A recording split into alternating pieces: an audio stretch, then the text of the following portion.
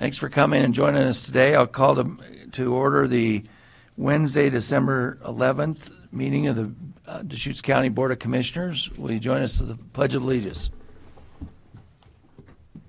I pledge allegiance to the flag of the United States of America and to the republic for which it stands, one nation, under God, indivisible, with liberty and justice for all. And two versions. I know. Different speeds. So this morning we've got a variety of things on our agenda. We start out with a consent, or with the citizen input. If you want to say something about something that's not on the agenda, you fill out a blue form up here and give it to Sharon. We've got one request to speak from Steve Bowen, so you can come up and do that. And if anybody else has anything after that, we'll call them next.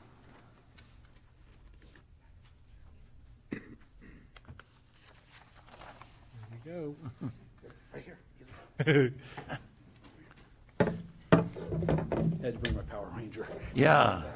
So, sorry. If he says something, he may be the youngest testifier we've had since I've been here in 3 years. Yeah. So, no. Again, thank you for letting me bring him. His mom's sick, so I have him today. So with that, I want to tell you thank you for allowing me to be here. I'm asking for a motion to be made to end this debate dealing with the Terrebonne refinement plan. Highway 97 will be the main corridor when the Cascadia earthquake happens. I don't think this has been discussed much, but I believe ODOT's being very short-sighted up front, utilizing any other plan other than the 5-lane or doing a bypass around the community. Redmond Airport is and has been expanding to accommodate this. PDX will be underwater. I-5 will be unpassable when and if this does occur. 97 will become the new I-5 stretching from California to the Washington state borders. Also, I believe ODOT has been using bully-type tactics. It did not really show the results of the last meeting they had in Terrebonne. I believe this was also very jaded in the fact that ODOT had folks coming from Crooked River Ranch and also coming from Redmond that had input on this. They when they gave their statistics to you, they didn't add the 30 different forms that Janet Abbas of Terrebonne had included with it. That wasn't put into the results. So I, again, believe that they've been very jaded towards this. I believe ODOT also has shown a lot of disrespect to the community as well as you as the commissioners with their comments and actions. This was pretty well decided, and they, at the last meeting, as you know, they gave two options, the interchange or the couplet. Again, initially they had done this, and I believe it's become very divisive, and that was quoted by the ODOT regional manager and has been created by ODOT. I'm asking that you stop the madness. I ask for a motion to be made to take 11th Street out of the refinement plan. ODOT needs to think outside the box. There's already a 5-lane engineered plan study that was proven to be as safe as the couplet that they proposed initially. This was given to, I believe, Senator Bentz in the last couple days, and it was documented initially at $20.8 million. With that being said, when they came back, they said it was going to be close to $40 million in 1 year's time. I believe the tactics that they're using now is trying to wear us down as a people until we give up. As you've seen by the many testimonies to date, the small community of Terrebonne has not given up. With that, the long-term plan is not even showing widening the 4 lanes from Terrebonne to Cinder Butte or the High Bridge. My grandson's 3 years old. When he's 23, it will still not have been into the long-term transportation plan. So I'm asking that a motion be made today to take 11th Street off the table for any future considerations of the Terrebonne refinement plan. Thank you so much for your time. Thank you for allowing me to bring him in. Yeah. Oh, no. It's wonderful having them. Thank you. Thank you. Perfectly mannered 3-year-old. Yes, a 3-year-old. And if there's anybody else that's here or interested in Terrebonne refinement, it isn't on our agenda today. will most likely be on our agenda for next week on Wednesday meeting or the following Monday. So we'll set that later in the week. Is there any other citizen input? Seeing none, we'll move on to our consent agenda, which today is primarily appointments to boards and thank yous for people that are getting off the board. So anyway, I'd seek a motion in support of that. Or unless, is there anything you wanted to pull off? No, I move that we accept our consent agenda of today. And I'll second it. Okay. Any further comments? So yeah, with that, just a couple thank yous. We're sending letters thanking for service for the Central Oregon Regional Housing Authority and the Noxious Weed Board. So some of those specific names, Michael Hinton has worked for Neighbor Impact and been on this Oregon Regional Housing Authority Board for many years, and I've crossed paths with him in a few different opportunities, and he's done a great job. What a great community servant, getting housing built in the last few years. They've been able to really bring some housing on, and he's been a board member at the Housing Authority, so I want to specifically thank him. And then also the Noxious Weed Board. Noxious weeds are those things that just are non-native in our community. We have Spring Olson and Kelsey Josie, so we want to thank them for their service. But for all citizens to think about noxious weeds is just those once they get going, they kind of have some momentum, and we've been able to stay on top of that, manage it in Deschutes County, so get to know what they are. But I want to thank those folks for really advocating for understanding of what noxious weeds are. Great, great. And I would love to acknowledge at this moment our Community Development Department.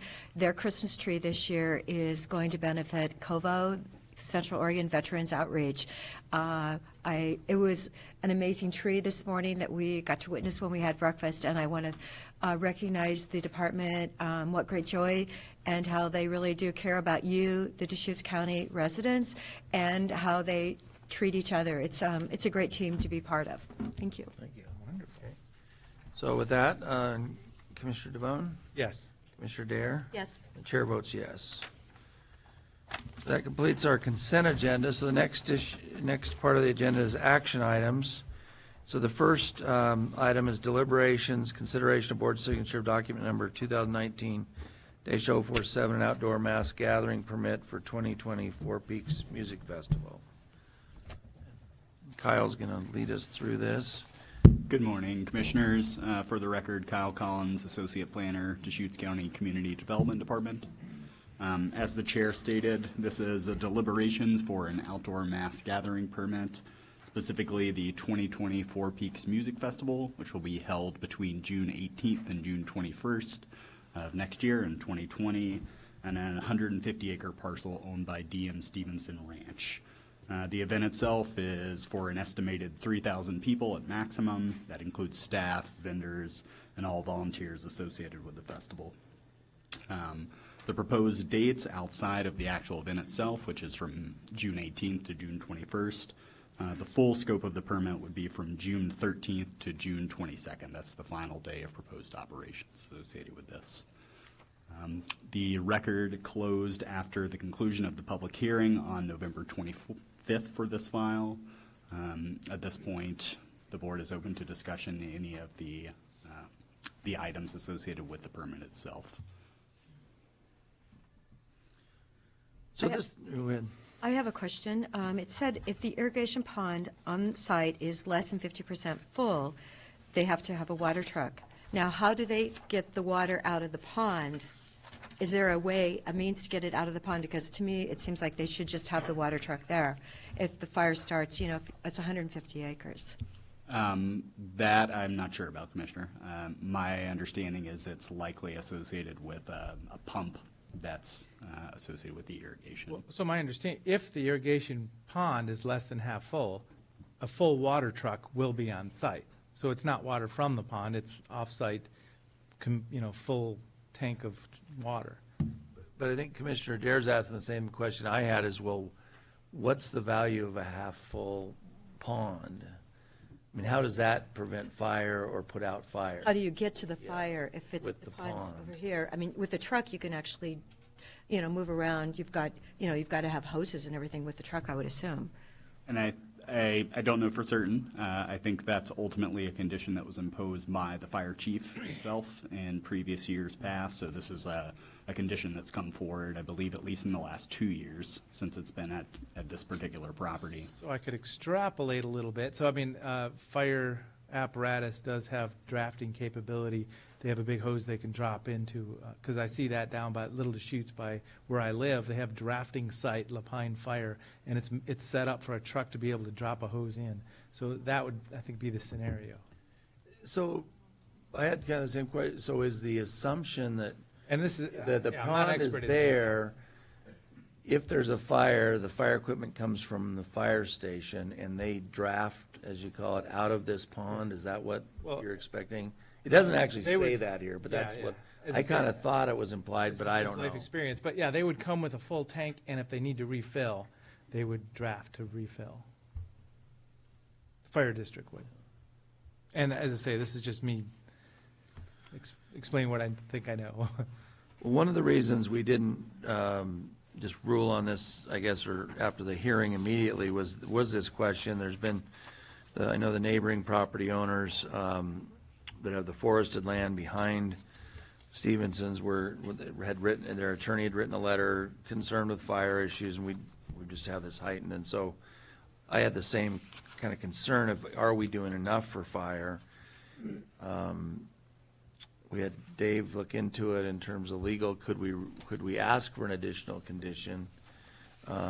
He feels we could, right? And it could be challenged as being unreasonable, but I think we're just kind of doubling down on fire protection as being important. You want to share what you know? I would just point out that, yes, I believe the board could certainly further clarify condition 18 with regard to the fire suppression, the water source, whether that is implied and assumes that there's appropriate apparatus to apply the water on the site. That could be clarified as part of that proposed permit condition. And yeah, at the end of the day, this is tested on whether these are reasonable health and safety conditions. And if there's an aggrieved party that thinks differently, they do have a remedy through circuit court to potentially challenge that, so.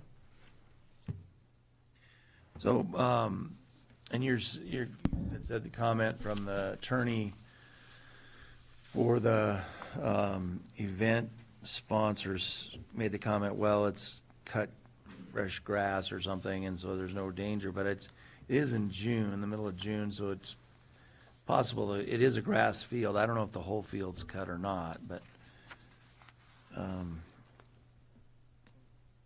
don't know, would you like an additional recommendation or Well, I just a thought, requirement or clarification of this? so or- we're depending on the fire truck to come from the fire station 2 miles away and get the water. But they're going to bring their own water truck with them? Is that what happens?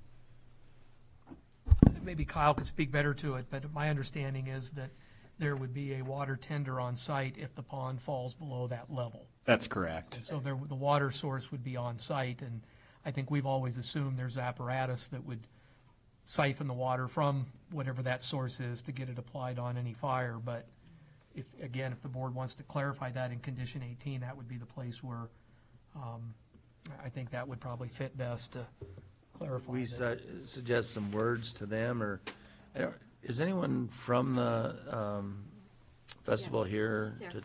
to speak?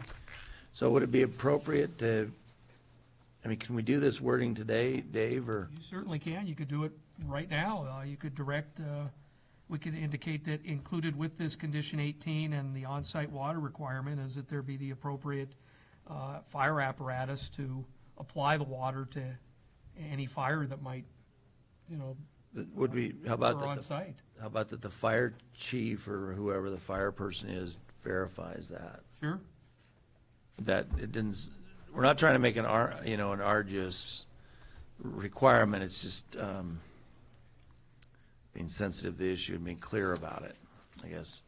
We heard, the other thing is we heard there would be a few fire extinguishers or something on site. Well, that didn't seem like enough if there was, given the kinds of fires we've seen the last few years. So that was just I think a concern we had. Okay. Yeah, we could certainly indicate that included with this requirement, condition 18, that there's a necessity to have the appropriate suppression application such that the on-site water can be utilized as approved by the fire marshal or the Bend fire chief. I'm not sure who's overseeing this one, but Okay. we could add that. I'm sure Kyle could put that in and bring it back later this morning, even if probably. Yeah, I could certainly add that condition in. Are there any other modifications or questions concerning the conditions?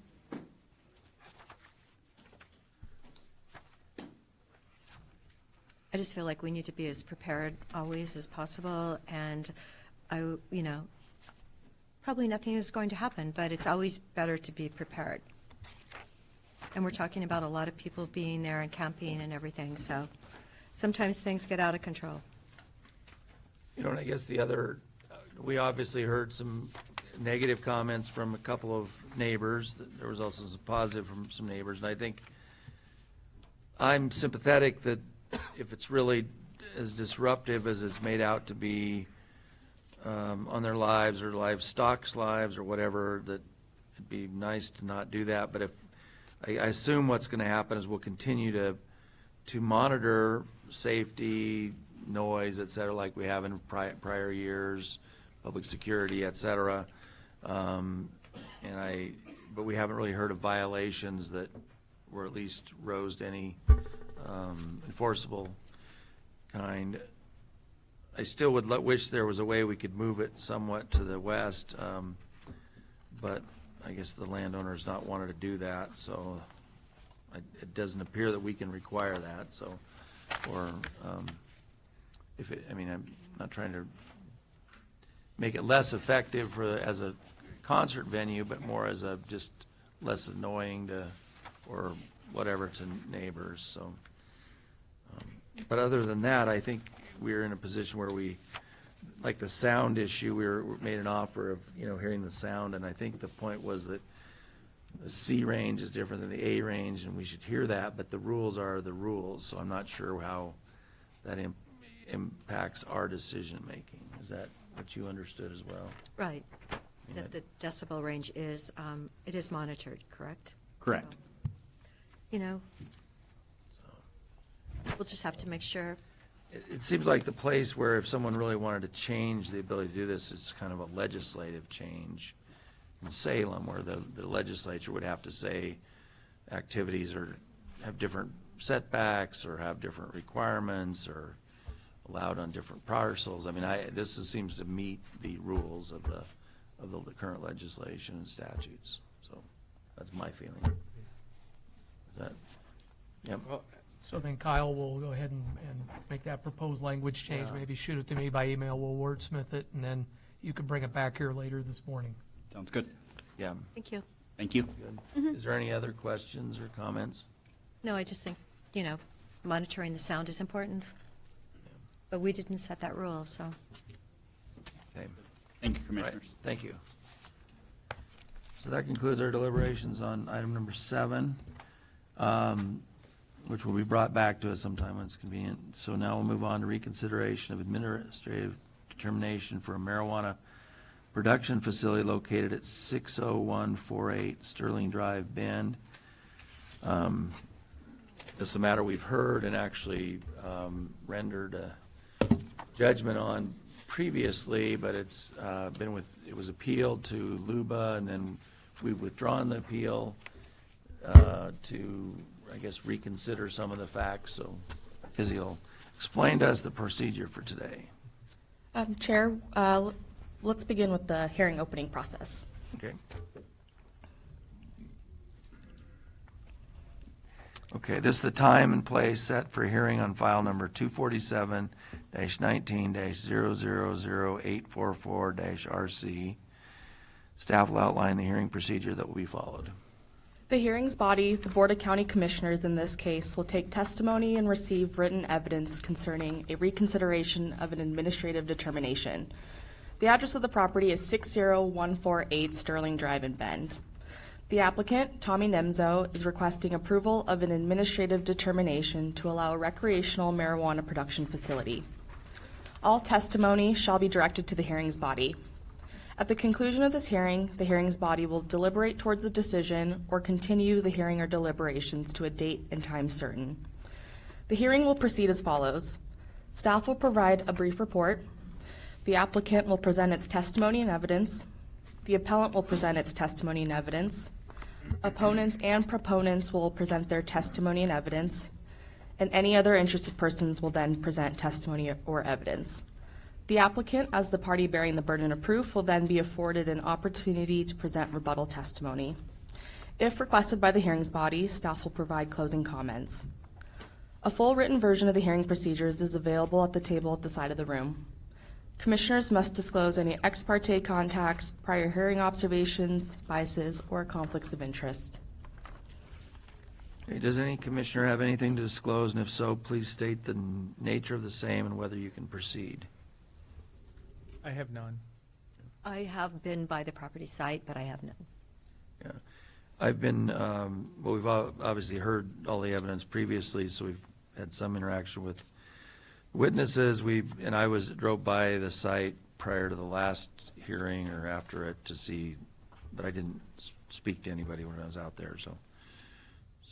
Does any party want to challenge any commissioner based on ex parte contacts, biases, or conflicts? Okay, hearing no objections, the hearing is now open and staff will proceed with a brief staff report. Thank you, Commissioner. For the record, my name is Izzy Liu, Associate Planner with the Deschutes County Planning Division. In front of the board today is a proposal for a marijuana production facility located at 60148 Sterling Drive. The applicant is proposing to establish the use within an 1,800 square foot rigid structure and is proposing an 1,800 square foot mature plant canopy area. The subject property is located approximately 4 miles southeast of Bend city limits. The subject property is approximately 17 acres and zoned exclusive farm use zone. As shown on the zoning map, the areas in the orange, brown, and tan are properties zoned exclusive farm use, and the properties shown in red are zoned rural residential. To provide some brief land use history, the initial public hearing was conducted on June 26. At the applicant's request, the public hearing was continued to July 24th. After the open record period and deliberations, the application was ultimately denied on October 2nd. The applicant submitted a notice of intent to appeal to the county on October 23rd, and following the appeal, the county submitted the notice of withdrawal to the Land Use Board of Appeals. These issues were raised during the public hearing on July 24th, as well as during the open record period. The first issue raised, separation distance from youth activity center, was the previous basis for denial. The other issues raised include screening, fencing, odor control, noise, secure waste disposal. The last decision did not include findings related to these issues, but during today's public hearing, everyone has an opportunity to submit new evidence and testimony related to these issues or bring up new issues for the board to now reconsider. As part of the record, I've also included 2 documents to the board this morning. The first document is a comment from Sheriff Nelson, and the second document is the LUBA order based on Waveseer for reference. So today's December 11th, obviously the public hearing. If the board decides to leave the record open, the open record period is typically 21 days. This is a snapshot of what the 21-day open period would look like if the board decides to go with the standard amount of days. I recognize that the end of the rebuttal period and the applicant's final argument would end on a holiday, so we could certainly manipulate these dates if necessary. The county has 90 days from the date in which the notice of withdrawal was submitted to LUBA. Therefore, the final decision must be issued by February 6th. And that's it for my brief overview. I'd be happy to answer any questions at this time. Okay, so typically, this is a little bit different because we've heard a lot of evidence already and made a decision. So we're here to kind of hear new information. Does all of the record from the previous hearings is it all part of this record for today also? correct. So when we make decision, we'd be looking back at we have the full entire record. briefing book, plus anything we gained today. That's Okay. correct. So I was thinking about with timeline, or usually on something like this, the first go around, we give 30 minutes for each, the applicant and the opponent. I wonder, maybe just take a kind of a consensus of kind of how much time each of you think you need, because I don't know how many of the issues they're going to address or how much new information. Michael, do you have any thought on how much time would be adequate for your? I don't think we'll need more than 15 minutes. 15 minutes, okay. Liz, are you speaking for the? Okay. So what we'll do then is we'll have 15 minutes from both the applicant and the opponents, and then individuals can speak the normal 3 minutes. If you're planning to speak at the hearing, other than being the applicant or the named opponents, please fill out a blue form up here and give it to Sharon.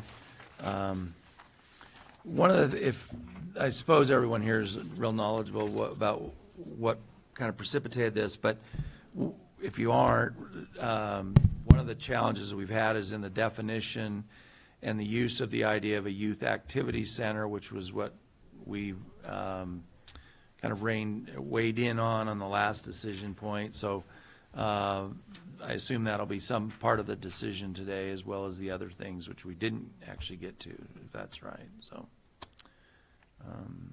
any other opening comments or Well, questions? just acknowledging that, yeah, this is a response to a previous application, and there's a paragraph right at the end of Aluba.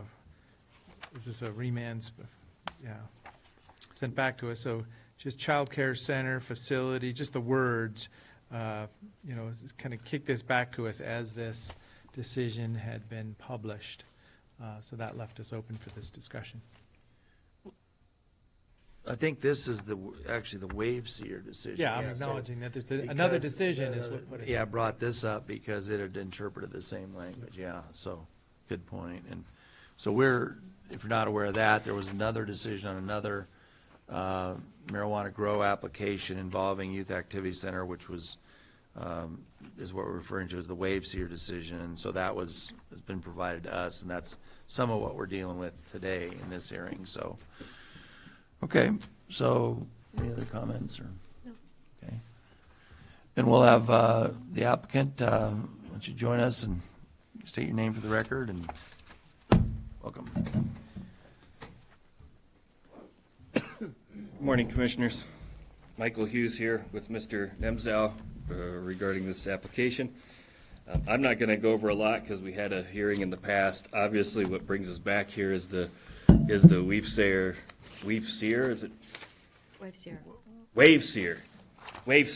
decision. And I believe if the decision is read, it certainly applies to this particular case. It appeared to me that was the real issue, was the youth activity center. In this case, I don't believe I believe the odor control, the noise, that was all addressed by a pretty comprehensive engineer's report.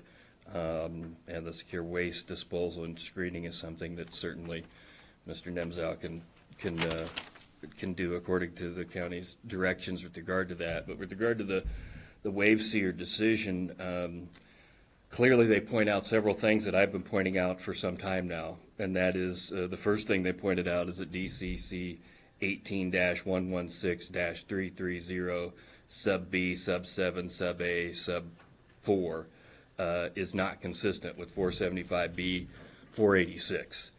It's not consistent with the comprehensive plan for preserving farmland in Oregon, and it certainly is an impediment to people who want to farm on their EFU land. The youth activity centers, as they're really not defined by the county code, are unreasonable, and that's what Luba said with the wave seer decision. They also noted that youth activity centers are not a permitted use under the Deschutes County Code. They're not a permitted use, they're not a conditional use, they're not any identified use under the code. They're just a term that was put out by these regulations with no supportive definition. And ultimately, the reason Luba found they were so unreasonable, and why many people find them unreasonable, is that nobody knows how to identify a youth activity center. None of my clients can actually come to me and go, hey, Mr. Hughes, what's a youth activity center? We have no guidance. We have no definitions under the code. We have no way of knowing that. In this particular case, the appellant's going to claim the swimming pool as a youth activity center, and yet they're not going to be able to provide any proof that that pool was built, constructed, or had any sort of permission from the county to be built or constructed to be used as a youth activity center. And so this is kind of what Luba warned us about, was having this definition so broad and ambiguous that people can come up and try to make a youth activity center out of whatever's going on their property. And it's pretty clear that the Luba in footnotes and in the decision itself, especially when they cited Representative Ken Helm during the, I think that was 2015 legislative session. I was sitting there when Ken Helm made the statement, and the fact that Luba cites it, I think, is pretty pertinent, because Representative Helm said a reasonable regulation is not a regulation that allows the county to come and prohibit marijuana production on EFU land. That's essentially what Ken Helm said, and his words have been ignored. And Luba was wise enough to mention that as part of the legislative history. And that's kind of what's going on here, is we're using parts of the code to eliminate farming on EFU land. And as I mentioned, in doing so, with regard to this youth activity center, the applicants have no way of identifying these youth activity centers. We have no way of going and looking on the county's records to see if they applied for a youth activity center, or if they applied to do these things. We have no way of determining what the center is. I would note that the concurring opinion, and this is probably just stuff that lawyers like to read, where he gets into the noun versus the verb argument in the Weavesayer case. And that was, I thought that was, I'd never actually looked at it that way, but when I read that, it made a lot of sense. A youth activity center should be a noun, not a verb. And ultimately, I do think there's a pretty big conflict between 475B.526(1A) and Oregon Statute 215.203 and Oregon Statute 475B.486(1G), because it would seem very difficult when the statutes allow marijuana production on EFU land to then have regulations that essentially prohibit marijuana production on EFU land. And that's a conflict that really hasn't been addressed, although I think Luba, in their footnote, I think it was 12, indicated I think they want to address that. So I think that's something to be concerned with as well. The way I read this case, if a youth activity center is not a 4-H activity in a riding barn, I don't know how it's going to, a pool on a timeshare is going to be considered a youth activity center. I'm of the opinion that in doing so, you would allow farming to be stopped on EFU land, and you would allow it to be stopped by non-farming activities on EFU land. And I'm not sure if that's what everybody had in mind when we're trying to preserve farmland in the state of Oregon. And so therefore, I believe applying the Waveseer decision to these facts in this case, I think the board should strongly reconsider their decision and ultimately approve this application. So I have a couple questions. The statutes that you cited, as conflicting, are those in your prior letters or arguments, or would that be something you could provide us now, now that I didn't write Yeah, I'm them all not sure if down? I addressed those directly. It was based on kind of what Luba had argued a little bit in the Waveseer case. I think I've probably cited to him in the past because, the one is the statute that just allows the marijuana production on the EFU. Yeah, maybe just you cited several in a row and Right. saying they're conflicting. It'd be nice to just have them all Yeah. in a, list, not right now, but sometime. You can do So I have a question for you. Clearly, the statute does allow certain activities to kind of shut down marijuana grows on farmland, or the way you said it, disallow farming. If that was a school that was next door, or a daycare next door, those are, would you be arguing that that's not a prohibition, or not a valid prohibition against the, I believe state statute covers those. So in other words, they're covered by state statute. I think the conflict is between the state statute that says EFU is where we want marijuana production. right? And then the county code that basically allows it to be, in this particular case, knocked out by a youth activity center. But, well, The you're schools saying- and the daycares kind of follow the federal law that's always kind of had those 1,000-foot buffers. Now, it used to be for sentencing purposes. right.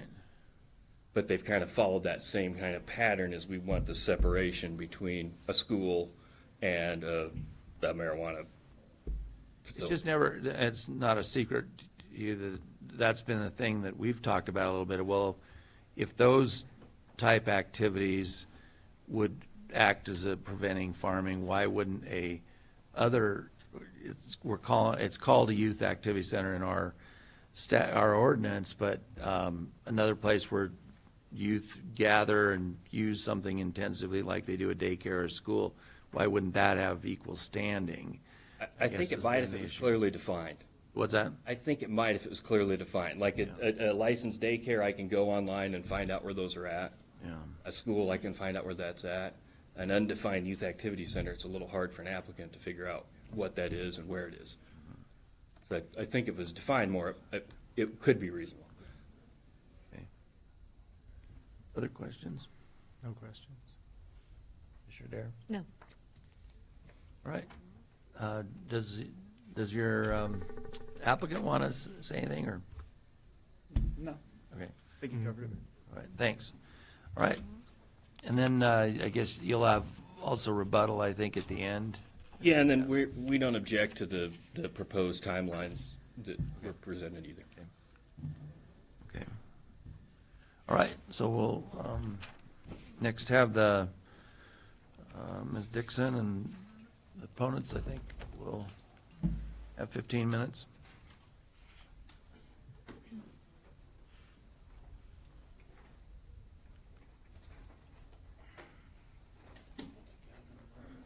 Absolutely.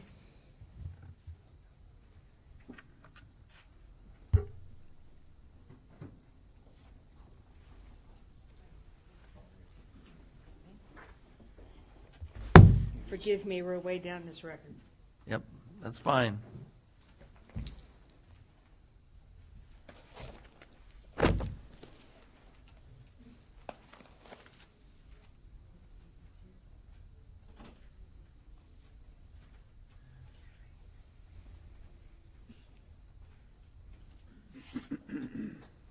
Thank you. Thank you.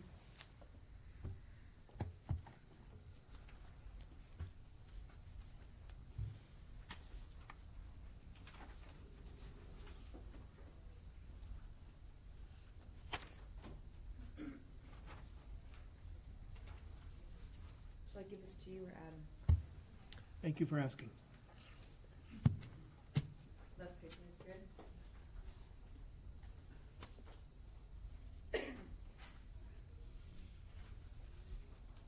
Oh, Mr. Good, is he? Thank you.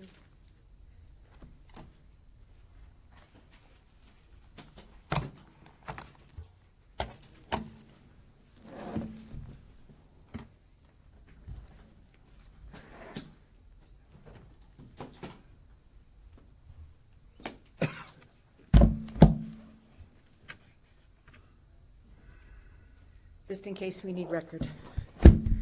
All right. Good morning. Morning. My name is Liz Dixon. I'm an attorney with the law firm of Dixon Hatfield here in Bend, and I represent the appellant, Keith and Kristen Adams.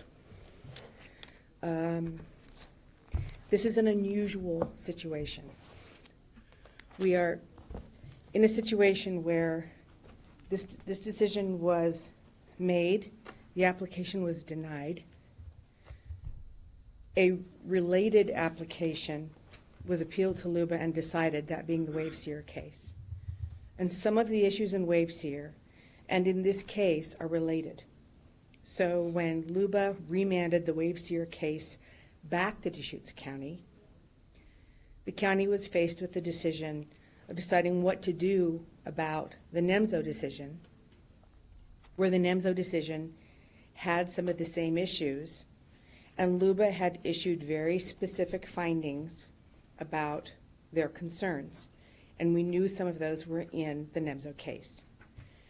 It was therefore reasonable for the county to withdraw the NEMZO decision that had been appealed to LUBA but not heard, to bring it back, fix the findings, address the issues that LUBA had identified, and make a better, stronger decision that more clearly identified what the board's intent was in making the determination. So that's where we are. It seems to me that key in determining where we go next is to start by looking at the Waveseer case and looking at where they're similar and where they're not, and then taking from that the lessons that apply in this case and figuring out how to make the decision better. So what you have in front of you is just that. I did not address any of the previous issues. I asked you to carry them forward. We'll talk about what they are. We are asking for a complete decision from this board, not just a decision based on yak buffer, because I think there is the possibility that, based on a few remarks made by Lubin, the Waveseer decision, they're looking for a way to kick out that buffer issue in its entirety. So I would ask that this decision not just stop with the buffer, but also look at the other issues as well, which we will discuss. The application, or the packet that you have in front of you, includes a more detailed explanation of my remarks, which I will not read to you. But it also includes some exhibits which I am going to reference as we go through these remarks. So I would ask that you look at them and feel free to make notes to them, because both the recording secretary and Izzy have clean copies, and Adam. All right. So the Waveseer decision is a somewhat unusual decision in that it is a decision of first impression, okay? They haven't looked at Deschutes County's marijuana code before, and so we got a lot of feedback. On the second page of the narrative that I've provided to you is a table. In all of this, I'm trying to make this as simple as I possibly can. What LUBA said in their reasoning was a sort of a four-rung ladder, all right? The first thing they said was that the youth activity center, which we're going to call YAC for ease, that the definition that you made in your interpretation was so amorphous and uncertain that they concluded it was unreasonable. Amorphous and uncertain is what they said. They then said that because it was so amorphous and uncertain, that an applicant couldn't foresee whether their application would be approved or not. And because they couldn't foresee whether their application would be approved or not, it's unreasonable, and because it's unreasonable, it doesn't comply with the statute. Now, they didn't say it in that order, but that's the only logical way that you can put the four rungs together. So the definition is amorphous and uncertain, therefore the applicant can't foresee whether their application is going to be approved, therefore it's unreasonable, therefore you violate state statute. So if we address the first two issues, the definition being so amorphous and uncertain, and applicant foreseeability, we no longer defy the state statute, according to LUBA's analysis. So on the right-hand side of the table is what I propose we do today. I propose that we talk about a definition that could be used, and I have in here an idea for how to do that. That's very specific, that's concise, that somebody at LUBA can read and see and understand your intent. And also talk about the foreseeability of the applicant.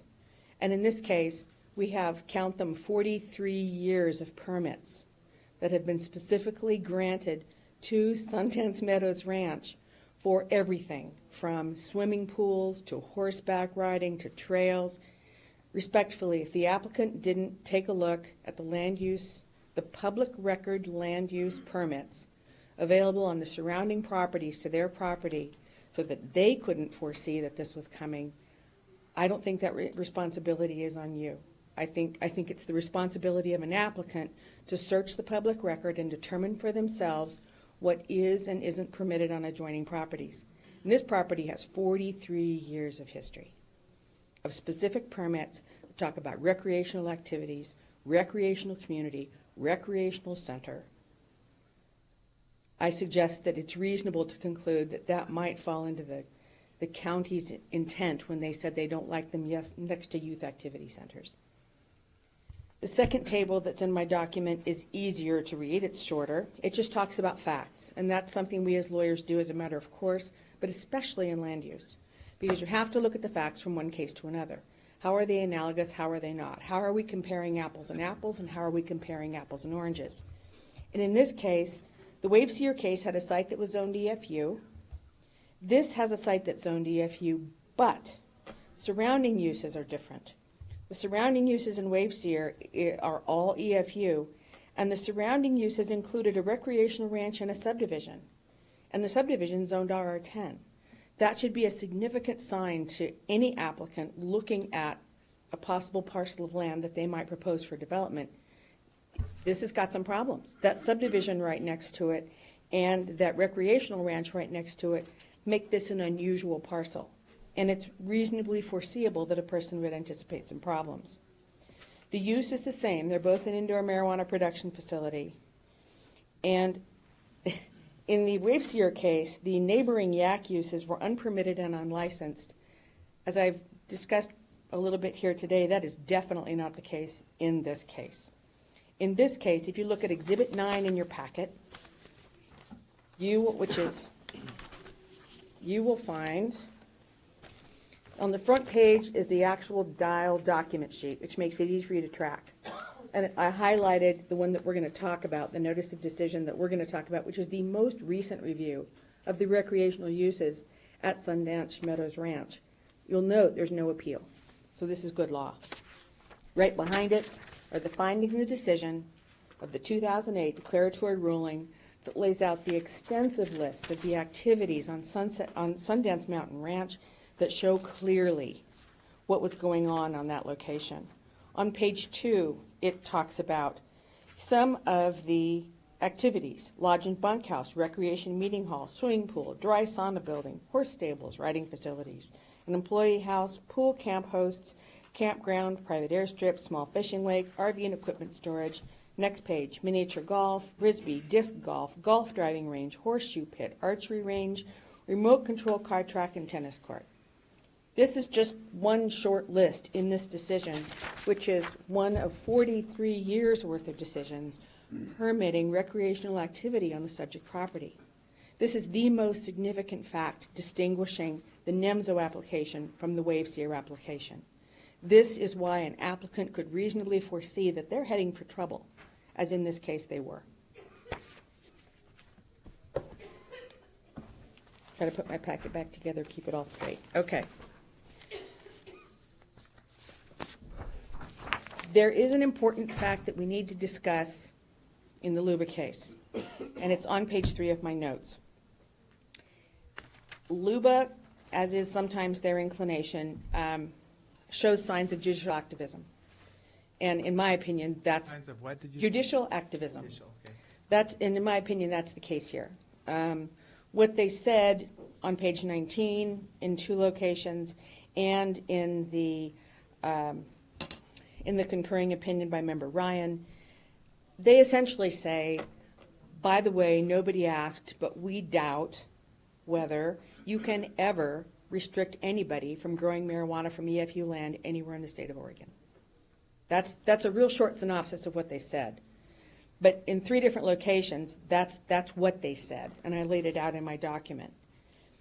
I find it very interesting that they would throw that curveball into this decision because no one specifically asked the question.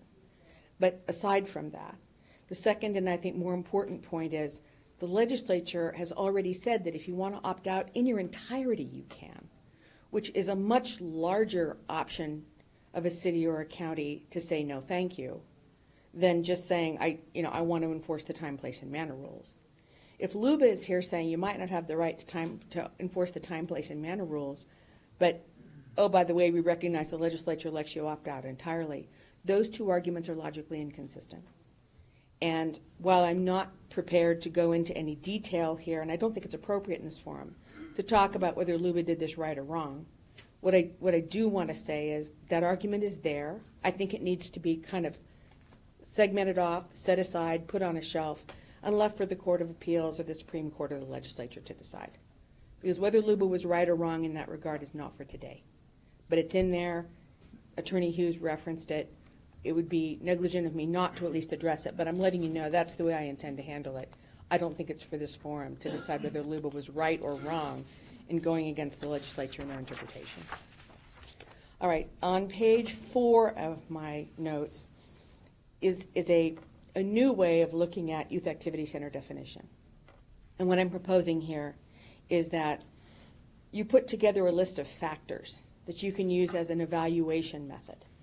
And you can say that that factor is present in a particular case, or it's not present, or we're not sure. But you can go through a list of factors, similar to what we do in kind of an EC analysis, where you don't look for every single thing in every single case, but you look through a list of factors. And the factors that I'm suggesting here are things like a separate building or area for use, a youth recreation activity accommodated on a regular basis, adult supervision provided, specific toys, games, or equipment available for the activity, permitted or licensed activities, organized group activities, school-related activities, usage, and I threw in a number here, frequency or number of participants exceeds the usual EFUs by 50% or more. Use observable from neighboring properties, center open to the public. These are all factors that I found in previous discussions that the board has had in previous youth activity center cases. And so I thought they might be relevant here. But this isn't intended to be what I think you should do. It's intended to be a starting point. And I would encourage you to come up with some definition, and this is just one alternative. The Deschutes County justification for a youth activity center buffer, I think, is really important. As I read the Luba decision, the impression I got was that they thought you were faking it. The impression I got was that they thought you really just didn't like marijuana, and you were looking at this as a way to say no. And so the argument that I think would be appropriate in this case is to more carefully illustrate to them what your intent is in putting a youth activity center buffer in place. I looked at the legislative history when I was looking for the original definition of youth activity center, and I didn't find a really developed body of work in your legislative history explaining why you're doing this. And I'm offering as an alternative, it might be helpful to provide to Luba and anybody else who's looking a clear explanation of why you think it's important to have a youth activity center buffer. So, included in the materials are a number of independent articles on marijuana in teens, your kid's brain on pot, implications of marijuana legalization for adult substance abuse. All authoritative sources, all heavily annotated. And as we suspected, I think as we kind of all know, what we've learned is that a not fully developed brain, a pre-1920 or a pre-age 25 brain, is a brain that is affected by marijuana usage in a way that can permanently affect it. And what they say in these articles is that it can lower IQ by as much as 8 points for the rest of their lives. So the articles are in here. If you're interested in them, they're here available for your review. But I think it's helpful to provide a rationale to Luba and anybody else who's interested, why you're doing this, why it's important to you, what your intent is. Because the sense I got from the Waveseer decision was that they questioned your motives. And so I think it's important to be clear on intent. I also spent a significant amount of time looking at relevant legal precedents. Where do we have other examples of cases where there is a harm to youth and we're trying to figure out a way to separate them from that harm, from that risk?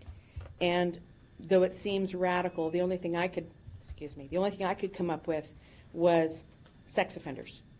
Sex offenders are a risk to youth. And the way we deal with sex offenders is by keeping them separate from youth. And so what I've included in your material is surveys that show the 21 states as of 2007 that did this buffering method as a way to separate youths from sex offenders, youths from risk. And there are even examples in here of states that talked about places where children congregate. So they would say schools or daycare centers or places where children congregate. And so it's analogous, it's similar. While I recognize marijuana and sex offenders aren't the same, the idea of risk to youths and how you deal with that risk may be helpful. Lastly, the unique characteristics of Sundance Meadows Ranch as a youth activity center are included in my written materials. It's important to note that it is a domestic nonprofit corporation. The documents are in the packet. It is open to the public for events. I've included 5 different events last year alone where the public came. It does host community organizations, including Equine Outreach, and there's a letter from Equine Outreach saying, please don't put a marijuana facility next to us. And the NIMSO property has been improved. They've built a hemp farm. The building is on site, and the photos are in your packet. Please deny the application. The one thing that the applicant argued, that staff argued, were the arguments that we raised before that need to be carried forward.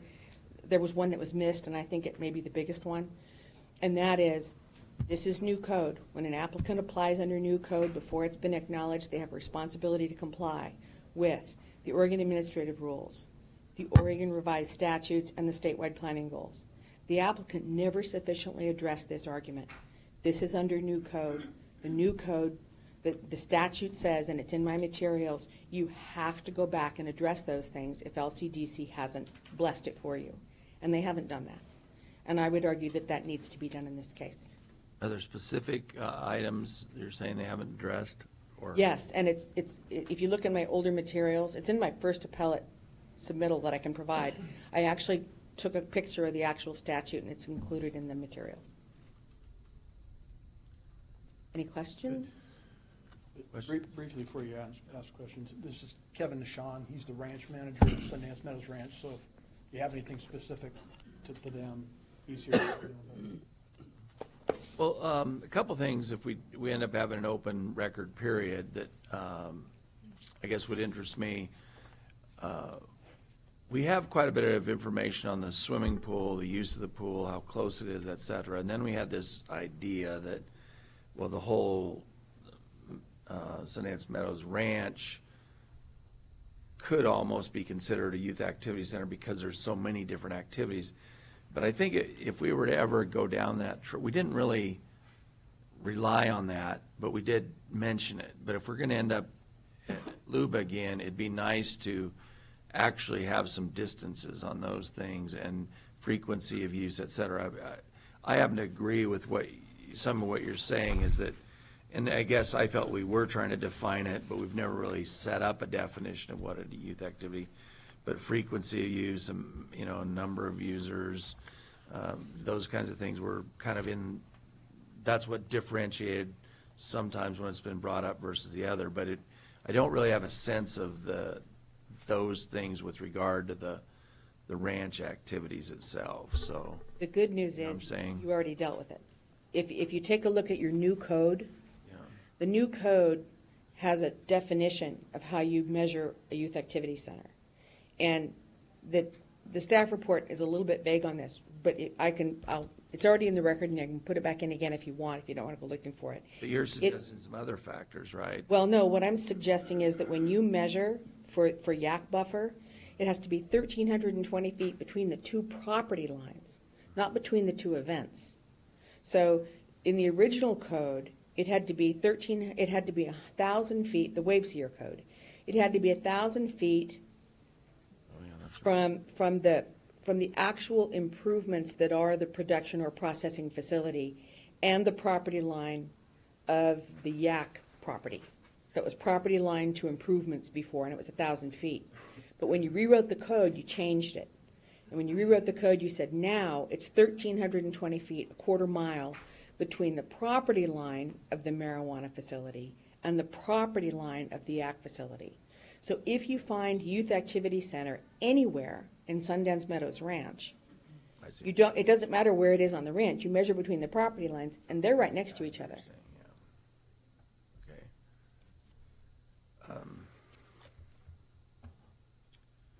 Questions, Commissioner Dare? Interesting how you had analyzed what Luba said to us. Coming in the youth activity center lack of definition, I can see what you're saying, and it is something that, you're saying now that we have it better defined in the new code? No. No, the new code doesn't define Define youth it. activity center. So it's something we need to work on? Sorry, yeah, I think so. Yes. Well, and this is part of what I agreed with one thing that Luba said, is that it should be reasonably,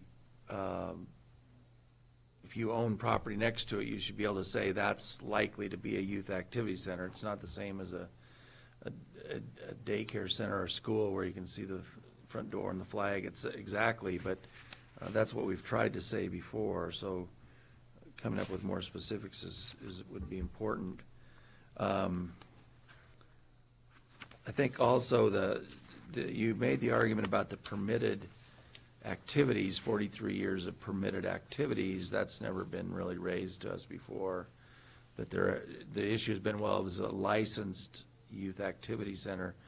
Well, we've kind of just decided there isn't anything such as that, so that doesn't really work. But you're saying there's things that have been permitted on this property that do take it to a higher standard than maybe a 4-H club or something. Quite a bit higher. If you look at Exhibit 9 and you read through Cynthia Smith's decision from 2018, you will see a very clear description of 43 years of, they call it in here, a recreational community. On page 4, they say the recreational community includes a variety of camping and recreational facilities, and then they list them again. There are lists all through this document. Anybody who looks at the public record on the adjoining properties of the NEMZO property will find this, and they don't even have to dig deep. It's a 2018 decision. So you're equating recreation, family-based recreation to youth activity center. I mean, this seems like it's extending what you want to happen, obviously, but recreation, we have recreation on this property, so let's call it a youth activity center. There's just a big step there for me, it looks like. I understand the words are not the same. If you read through that Exhibit 9 decision, you will see many examples of recreational activities on the site that are commonly understood to be youth-based. And while Cynthia Schmidt in her decision clearly said, this is a non-conforming use. This is not something that we normally have. So it's not going to help us in other marijuana applications. This is kind of a unique situation. But right now we're dealing with this situation. And I think that if you come up with a list of factors, or however you decide you want to define it, that could or could not incorporate a youth activity center, almost all the factors I listed there happen to be in this facility, though I pulled the factors from old YAC deliberations that you had done. So you're asking for a narrow definition relative to this property in this application, because I'm thinking the rest of the rural county, EFU, somebody lives next door, there's activities on any residential style property, and we have rural residential MUA 10 next to EFU in many places around the county. So I'm just trying to get clarity on, is this going to give us a definition that can be used around the county? No, what I'm suggesting is that the factor table that I threw in as a place to start was based on old youth activity center deliberations you've done, all the kinds of things you've talked about that you were looking for. I'm not asking you to define it unique to this property. I'm asking you to write a definition, and then based on that definition, take a look at whether it applies in this property. It's sort of a two-step process. Sorry if I wasn't clear. Oh, no, I'm just trying to get my thoughts out there, too. Any other thoughts, comments, questions? No, not at this time. All right, well, thank you. And I'm sorry I referred to you as the opponents as opposed to the appellates. It's the appellants. Oh, it doesn't, yeah, no problem. All right.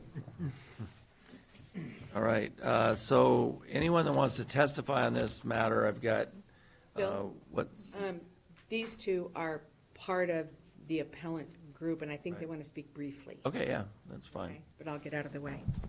And then, and if there's anybody else, I only have one other request to speak, which is from Lori Aldridge. If there's anybody else that wants to speak today, we need to fill out a blue form over there, and hand it in to Sharon over here. Yeah, go ahead.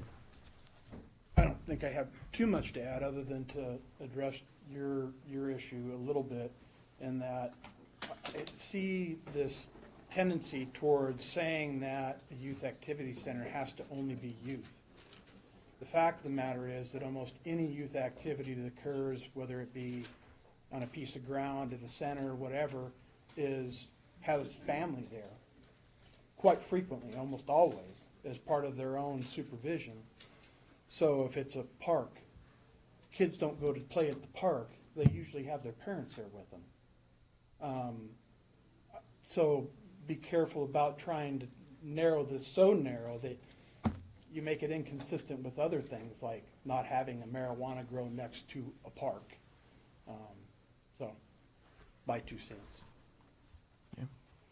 I think this case is, You it's want to give definitely. your record, or name for the record also? My name is Kevin Deschutes. I am the ranch manager for Sundance Meadows. For us, it's really unique. We have, like she said, we've been here for 43 years. We definitely have clear boundary lines of our property. We have currently, I believe, 517 owners, which that includes family, extended family. If you're an owner, you can bring as many guests as you like. You can use the facilities to host wedding anniversaries, birthday parties, which the owners do. We have owners from across the world. When they're here, they like to do whatever they like to do, and they're free to do it within our boundaries. I'm currently still working with Cynthia from your office as far as the non-conforming use. We're doing a verification of events that are not included in that currently, and it is our intention to do an addition to those grandfather rights, showing events that we've done in the past 43 years. She's mentioned that we are so unique that it is difficult for them, so we're hoping to help set the standard for the county of a non-conforming use, so we don't have to be here every time to do a permit, whereas we've always done these things. They've accepted we're a non-conforming use. We are also in the process of applying for a Type 3 agro-tourism permit, which allows us 18 more public events per year. And those will include, basically, we're open to all ideas. School dances has been suggested. We have owners that are teachers. We have owners for Deschutes County Sheriff's Department. They've considered holding private events there that wouldn't be so received well in the public. This may be a place for those events. I think we're really established here, so hopefully you can take that into consideration. What's the zoning of the ranch, the land use zone? It is EFU. So, again, with the non-conforming use, we have multiple pastures. Total, we have a little over 900 acres. Some of that acreage is 7 miles separate from the original property and managed by BLM. You know, the way things were in the 70s, they are definitely not the way they are now. So that is my intention, to continue working with the county. Some things are going to have to change, absolutely. We all know change is inevitable, and, you know, things are growing. Marijuana has totally changed in the last few years, and we want to be good neighbors. We want to support all of our neighbors in what they're doing, unless it has a negative impact on what we're doing. And for the agritourism application, what's the agricultural activity on the property? So we do farming. We'd like to include horses, you know, additional animals, haying. You know, I'm working with the noxious, I want to say his name is Keith as well, for the noxious weeds program. You know, make it a training center. We have, you know, OSU, they have the campus there. So we've talked about using the property in as many beneficial ways as possible, because we can. Being a nonprofit, being private the way we are, we want to make it as beneficial to the community as possible. Thank you. How long have you been with them, Kevin? I've been the manager for a little over a year.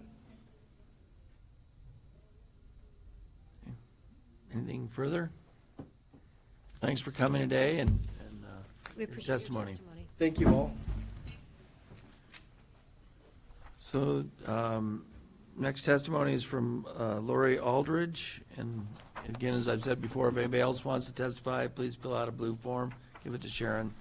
I don't have any other forms up here, so this will be our last, other than a rebuttal, so. Good morning, Commissioners. My name is Lori Aldridge. I'm an owner at Sundance Meadows Ranch. I'm also here with Kevin Deschutes, our ranch manager at Sundance Meadows. I would like to read to you this morning a statement from our Sundance Meadows president, Deschutes.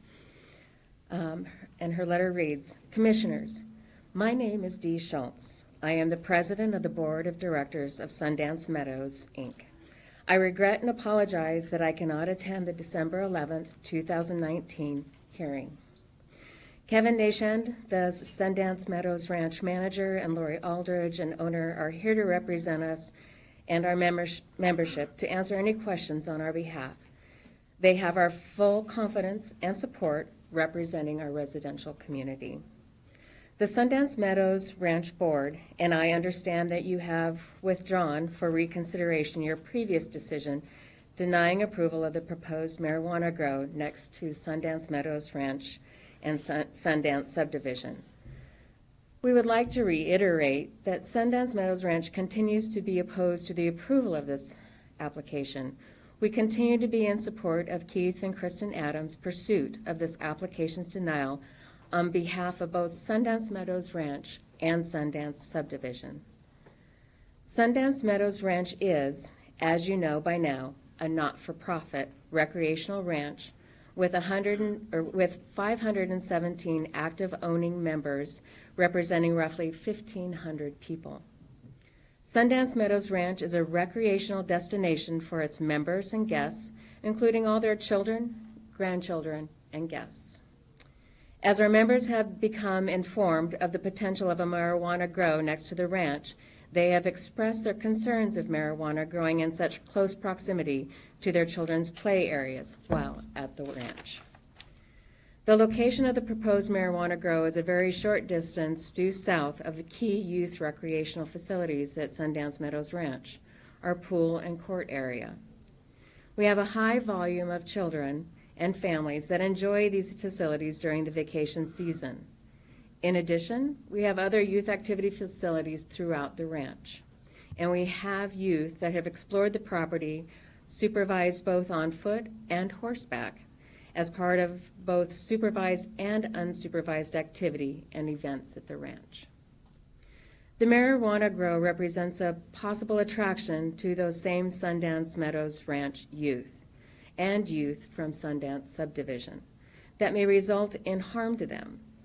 Our membership and guests do not want their children exposed to marijuana without parental supervision and consent. We would like to reiterate, we feel that a facility that produces marijuana is not appropriate to our recreational ranch. I and the Sundance Meadows Board of Directors and the members of our board represents, once again, urge you to please deny this application. Best regards, Deschutes. Thank you. Yes, thank you. Do you want to turn that letter in to Yes, us? I have a copy of the letter. Good. Yes. Thanks, Right. Lori. Okay, thank you so much. So is there anyone else that wanted to speak that hasn't gotten a form in yet? If not, then we'll go ahead with rebuttal, Mr. Hughes and Nimzo. Thank you, Commissioners. Yep. I'll make this short. I just want to address a few of these things and then obviously request the record be kept open so we can maybe supplement some of the information based on what was said today. The first thing is we can't just make up a definition right in the middle of a process. And we're even far beyond the middle of a process now. We're to the point where a LUBA appeal had been filed and we were about to argue this to LUBA. I don't know how we can start making up definitions. I don't know how that would benefit Mr. Neemsau to make up a definition now. This should have been in the code, and then we would have probably not been here. But with regard to the 43 years of permits, they're all recreational permits. There's nothing in any one of those permits where they claim they're going to be hosting youth activities or hosting the Boy Scouts. This is an organization that relies on people to basically buy a timeshare in it. They were not set up to provide youth services. This is not something that was set up specifically for the Boys Club, the Boy Scouts of America, the Boys and Girls Club, or any other recognized youth organization, 4-H, anything. If you read the Luba case, the activities that were on the adjacent properties and that were related to 4-H. They were actually related to agricultural activities taking place on agricultural land. I believe Luba referred to them as accessory to farm use, accessory to residential use. And yet they still did not find that they were a youth activity center as they would define it, or having any way to define it, thus it would be unreasonable. And I think that's an important distinction. This is, some of these activities on Sundance may be categorized as accessory to farm use if it's horseback riding or something along those lines. The rest of the activities can only be defined as recreational. That's why they had to go get permits to do them on EFU land. And I don't think that we can equate a recreational activity with a youth activity. They're just certainly not one and the same. I mean, they can overlap at times, but they're not a specific youth activity. So therefore, I do not think that we can equate the two. And finally, as far as the new code and the new definitions, I guess it's my understanding that the new code has been withdrawn, and that the county that we're not operating under the new code. But if I'm wrong, I certainly will be corrected in that. But it would seem odd that we're arguing about a code that the county has withdrawn because of another LUBA appeal. So I'm not, and from my perspective, I'm not gonna, I'd rather write and do a legal brief on whether or not the 1,300 foot is a property line to property line or a building to property line standard. So, and that's basically all I'd have. I'd agree to the timelines to extend, just ask that we be given some time to supplement any potential new information. All right, thank you very much. Thank you. I think that'll conclude our hearing for oral testimony for today. I'd suggest we close that and proceed with the written. Support. You supported that. So, do you want to go over then what if we keep the written record open, what the steps would be then? So the open record, If possible, Commissioners, can I propose a 5-minute recess so I can coordinate with the parties to just make sure, because open record period is going to extend over the holiday season. I think it's appropriate to work with them and make sure everybody can meet those dates. Okay. So I'll make it So quick, we'll have a- something like 5 minutes. 5-minute recess.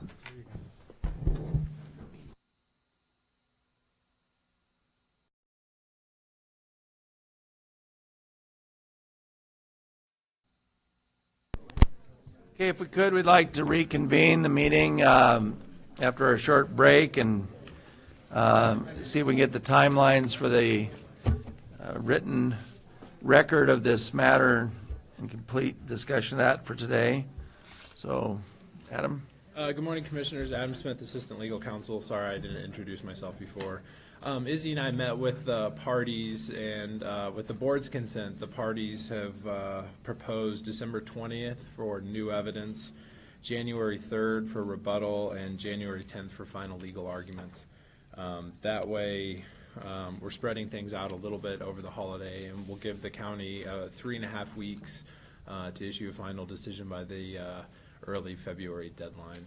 I'm looking at both of the attorneys, and they all consented in the hall. I'll trust that they'll jump up and object if they disagree with those dates. Okay. Can you say those one more time? Yes, December 20th for new evidence, January 3rd for rebuttal, and January 10th for final legal argument from the applicant. And I'm assuming 5 o'clock deadlines, yes, that's correct. and I'll let Izzy take it from there. Good, okay. I think that's it. I just wanted to remind everyone that there are instructions for submitting into the record. So essentially 5 p.m. on those deadline dates, and can be sent electronically. If it's more than 20 pages, we ask that we receive a hard copy. And certainly don't wait until 5 o'clock. Don't wait until 4:59 on those dates. The county's system needs to receive it by the deadline, and so give yourself a margin of error. Okay, great.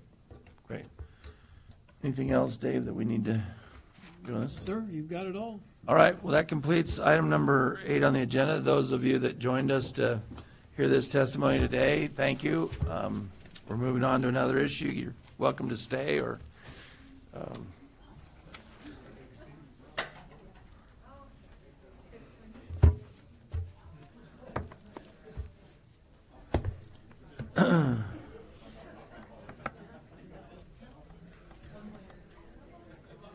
so we'll, I guess I'll give them a minute to move.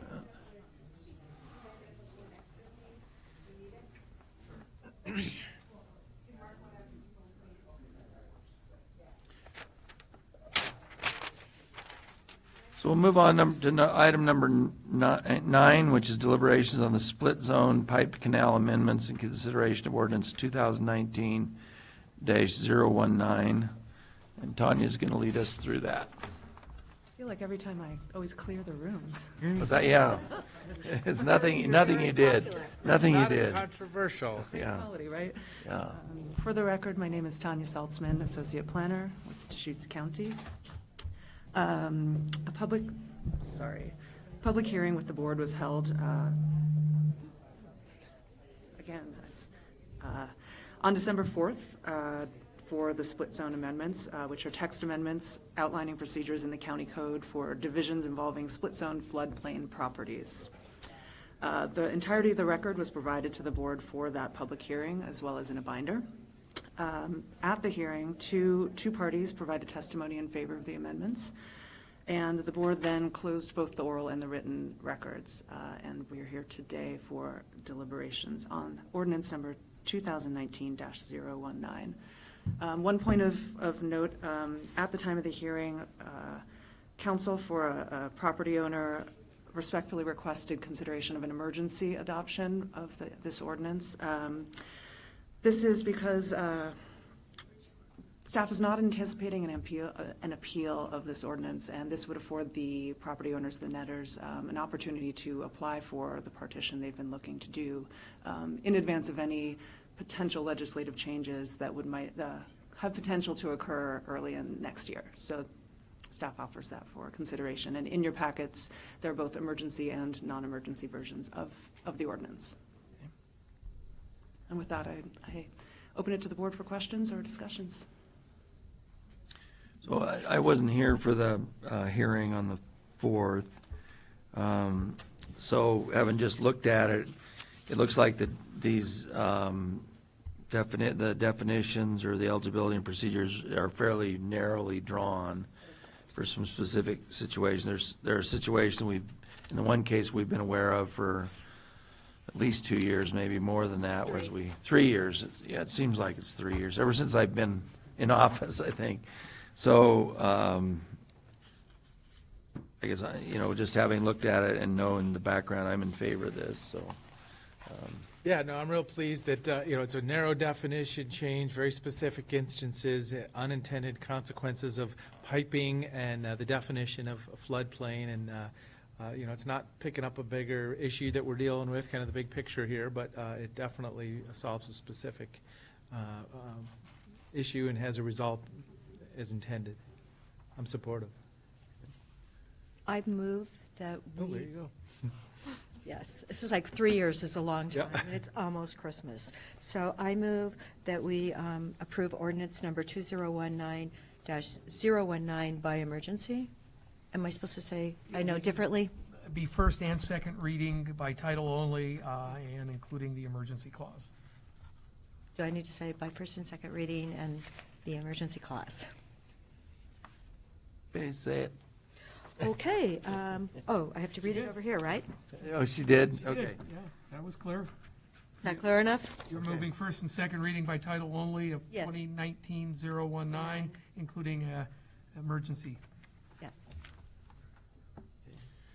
So just legislative history of this process, I've always been hesitant to use emergency declaration. I mean, in this situation, I will be supportive. Question though, I mean, what appeal rights are still out there for parties? Still had the standard appeal window to LUBA, so which is a shorter window than the typical 90. 14 and then 90, so. 90 days. Yep. So yeah, it's just if any parties out there, there's still some kind of an appeal process. So that, knowing that information, I will second her motion.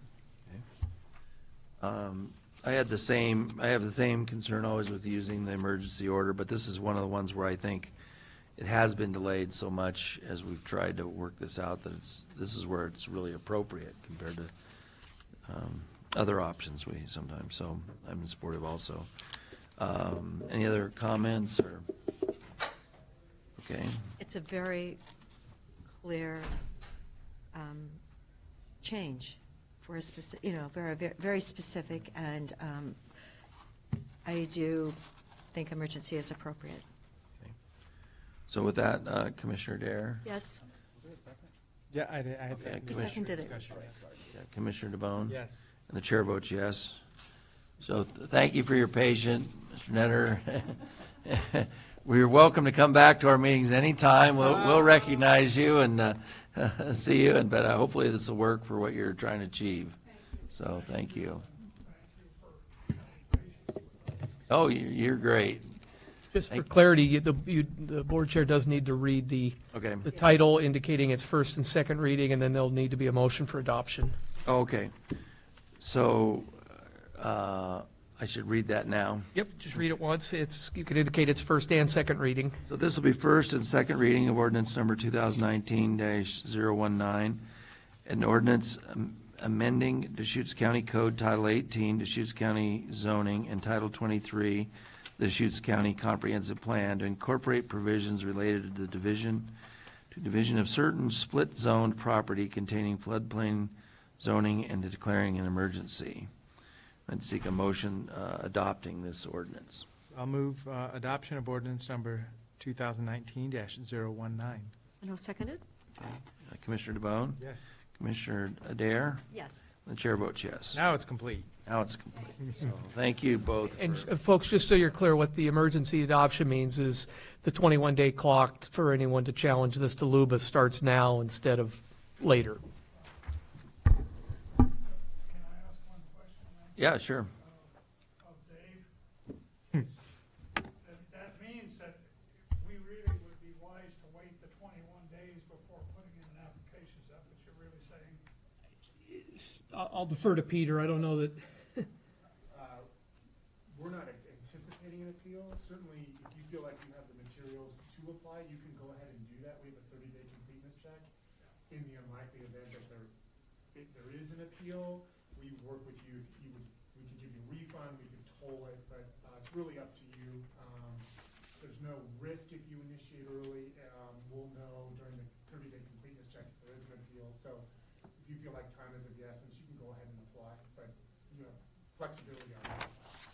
I think we'd be wise to take it under advisement of our attorney then.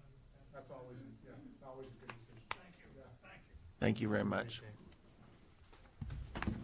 All right, that concludes item number 9. We'll move on to item number 10, which is deliberations of the Religious Land Use and Institutionalized Persons Act.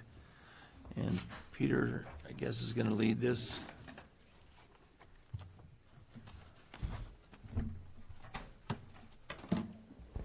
Good morning, Mr. Chairman, members of the commission. For the record, Peter Gutowski, Deschutes County Planning.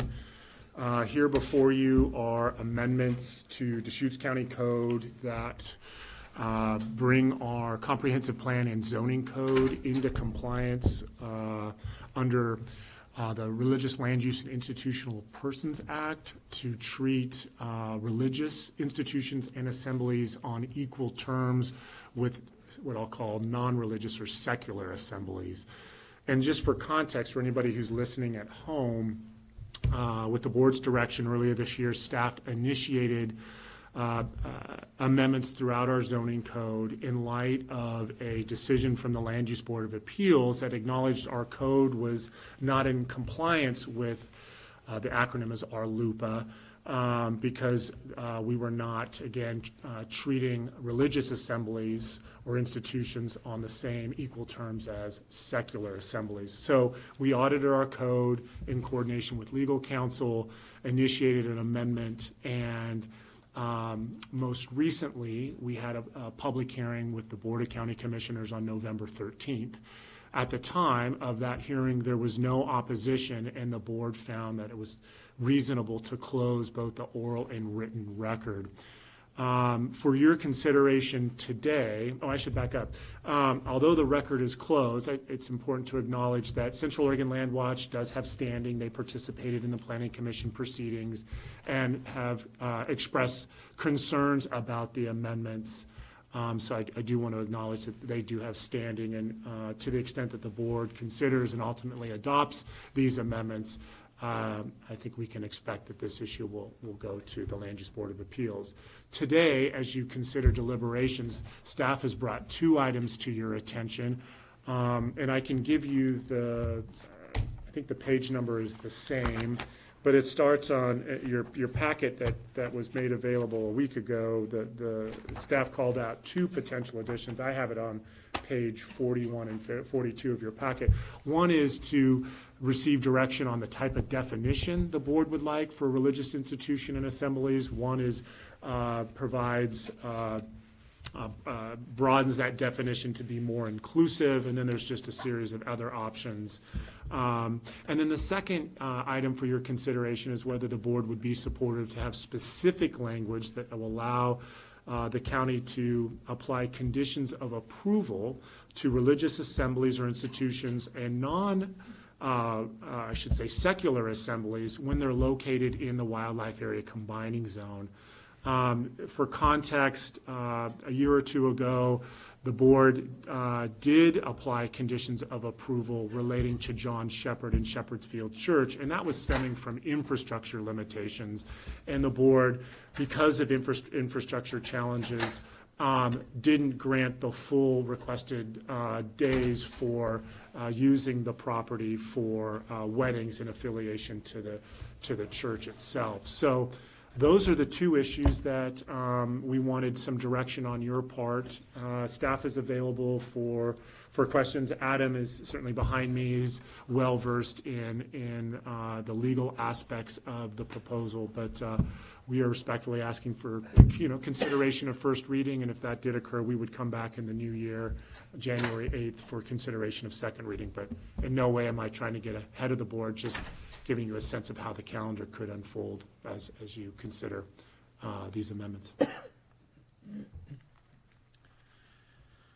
So I don't know how much you just, in the prior meeting, or I don't know if you brought it up and discussed it at all, the four definitions. Have you kind of gone through? It's been in the memo previously, so it was out there. But have you discussed it at all? Oh, no, we haven't Okay, discussed it as a board. Okay.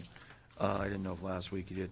So one of the I'd kind of like to walk through the definitions because I see a lot of the differences, so we can do that. But one overall definition that kind of bothers me is I've always thought that what we were allowing, if we were allowing it, was a gathering place that has some kind of a structure to it. And it used to be called just a church. Now it could be called a religious institution. But the word assembly kind of bothers me because I keep picturing, out in the woods, groups of people, and which is really not what we're permitting, or I didn't think we were permitting, and I don't think that's what we're required to permit. I think it was, if you can have a house here, or if you can have this kind of building here, then you should be able to have a church here, or a synagogue, or other religious one. But so just the word assembly, and I don't know what thought you've had, or if other states that have adopted, or other areas that have adopted that, have thought about that word assembly. But I always see we could have an assembly out in the middle of the street, this group here today, if we wanted, and it wouldn't be we could do it for an hour or what, so that's what I just wonder what the thought was on assembly. And I'll look to Adam to provide any context that I may be leaving out. My understanding is we're incorporating the state's definition, which includes that term, but you may have some additional Yeah, Adam Smith, context. Assistant Legal Counsel. My computer's booting up. When it does finish booting up, I'll pull the LUBA decision directly, which is kind of what triggered this. And rather than it being the state, it's more coming directly from our LUPA federal law. And They use that in our LUPA, yes, those words. and we're trying to be more responsive to this broader notion of how property can be used that's in the federal law and was kind of noted directly in LUBA's most recent decision. So if you bear with me, if there are any other questions, maybe we can address those while I'm pulling up the LUBA decision. Well, that would be my understanding also, because I understand where you're starting from. We're talking about building a, structure which we call a church or a synagogue, and now we're talking about assemblies. But when we're trying to align with federal efforts, it becomes a wording like this. And that was my understanding before. Then another question while you're booting up is a couple of your definitions use the nonprofit status as a qualifier, and a couple don't. I don't know whether it's important to have it or not. I mean, So it's, the nonprofit qualifier, it was Deschutes County's mechanism for trying to weed out, is it a church, is it not a church, and that's worked well for us in the past. And we could certainly add that qualifier into any of the definitions. I think it's arguably consistent because I think lots of different entities, lots of different governmental entities use something on par with that IRS qualifier to determine if something's a church. I think it's a common practice. But at least in the option one, option one is casting the widest net possible. It's our past practice. It's incorporating and using the state statutory term so everybody knows exactly where this is coming from. It's referencing federal law and the federal statute for the exact same reasons. It's trying to cast the widest net to recognize that there are other bodies of law that are influencing this text amendment. And that's the way I see it, as in, when you read that definition, it says ORS and federal law, so that it gives you the opening to go figure out the context. And I actually did bring that up the other, last week, I think when you were here, about, using the IRS, but that is the critical factor. If you have your 501c3, you've got to have your nonprofit, and that does clear out things if they really are a church. So I think it's important to use the most expensive definition. So we're supposed to, I guess, kind of pick between these or something, so they're all different, they're kind of all saying the same thing, but they're trying to say it differently. I kind of like number 2, although I would add in 2 words, I'd add 2 things to it, but religious institution or assembly means the use, building, or conversion of real property. I would add the words or structures for the purpose of religious exercise as consistent with ORS and with the nonprofit thing. So that's just a beginning thought. I don't know what everybody else thinks is the most.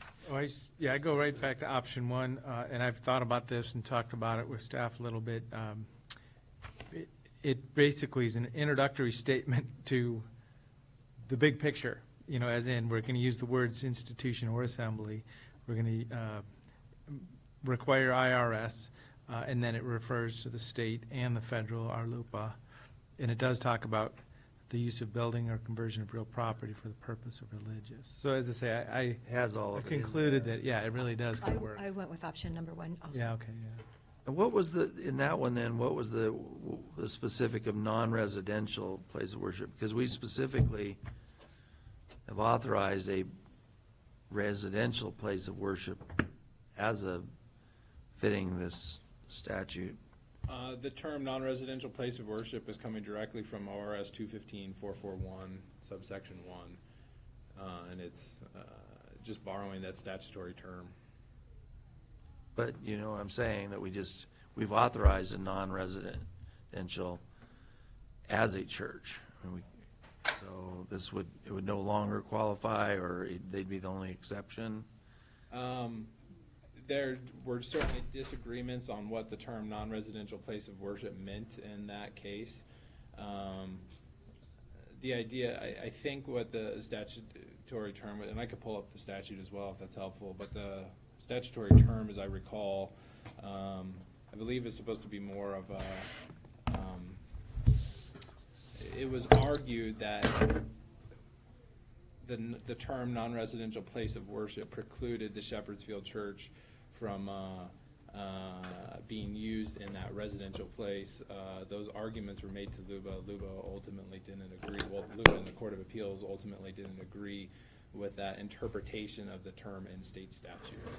And I can't recall if Luba or the Court of Appeals ever clarified what the term non-residential place of worship was meant to be, but my understanding is it was more on par with, I can't remember the term, but like a residential facility for monks, so to speak, or Seminary or something? I'm sorry. Like a seminary? Or Yeah, like exactly. the place the Catholics have a. Yeah, have a sorry, I'm just it's not a ranch. blanking on the specific term, but it The was retreat. like a retreat kind of Yes. facility or something along those lines.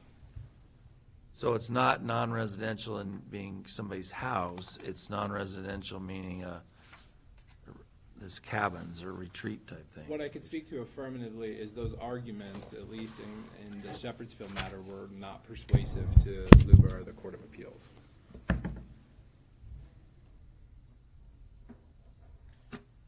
Well, and that whole section consistent with ORS is in brackets. So it's a definition. Well, it was confusing to me, so it'll probably be confusing to other people read that when they're saying, can we do this or not? What that means is confusing, I think, non-residential, so. But I don't have any objections to item, or option one. I don't know that there's anything better, or it's kind of a long, drug-out sentence. Admittedly, it's a weird, It covers. complicated definition, which is why, and I usually don't advocate for being that specific in our definitions, our code provisions with state law or federal law, because the exact numbers change. I mean, if there's an amendment, then those numbers can change. In this particular case, I put those statutory references in there just to, again, trying to cast a wide net and to make it very clear. This is where our intention is to treat something that qualifies as a religious assembly or institution, anything that qualifies under state law or anything that qualifies under federal law. State and otherwise, we are doing everything we can to ensure we're consistent with these higher bodies of law. And adopting, although admittedly long run-on sentence with lots of different parts, including those statutory definitions, including those statutory references so that folks can come in and say, hey, what I'm proposing falls under this state or federal definition and thereby should be included under the county's land use processing scheme. Okay. Well, so is there any reason to use one of the others, or it sounds like we're all good with number one if that works and meets the requirements of our LUPA? I agree. Okay. Are we good, Adam? Yes. Okay. So then it looked like the other question is whether we include this in all the places you've listed it included, right? Is that, I mean, you've got all these different, I don't even want to call them places, where you've used these words, and sometimes you're adding it to a definite, you're changing the definition from church to religious institution, and sometimes you're actually adding it as a new use. And so. Well, let me address the first part, and then I'll turn it over for Peter to address the second. So, and actually, that might help provide some more context to the definition. Our original intention was to just, rather than using the word church, in almost, at least the last couple of briefs I filed with Luba and the Court of Appeals, I was including footnotes to acknowledge that church is a term specific to one religious practice, and that we apply this idea church to broadly to other things, synagogues, mosques, etc. And so our initial, when we did the code audit, our initial intent was to just broaden the term and to get away from church, which is one religion specific, and to use something a little bit more broad. In front of the Planning Commission, there were some arguments that, hey, the definition that the county came up with could be abused, and so we took a second look, well, hey, let's look at the definition more substantively, and that's where we came up with the 4 options. Ultimately, the Planning Commission never elected an option because, of course, they didn't recommend approval. So that was one piece of this text amendment, was to just get away from the overly specific term church. And then we also did a code audit to ensure that any place, a public assembly or something that could be considered a public assembly was being allowed. A church was also being allowed. And we found a couple of instances where they were not, where somebody could make an RLUIPA equal terms argument. Not the exact one we just dealt with in the Shepherdsfield matter, but in other case-specific circumstances that came up later. And so we proposed some recommendations to address those. I think it's also important to note that none of the testimony or none of the issues with this amendment have concerned anything other than the wildlife area overlay zone, and is a direct corollary to the quasi-judicial Shepherdsfield matter that we just dealt with. Nobody has testified in opposition or nobody's testified one way or the other about the other changes to make sure that secular and religious public assemblies are being treated on equal footing in the code. Yeah, that was good. I don't have anything to add. In terms of how we audited the code and made sure that the definitions were consistent throughout. That looks good. I mean, to me, I see where you've audited the code and you've changed it. You've taken it from sometimes it's not permitted and you've made it permitted. Sometimes you've changed it from a conditional use to a permitted use, et cetera. But I do have questions. There's a couple places where I don't see why we are adding it. Now, you may, and I question whether we need it there for our LUPA, which is, you go to things like the resort marina, resort golf course. I mean, my interest wasn't really in spreading churches across the land to everything. It's where there's likely to be a church, or there could be a church.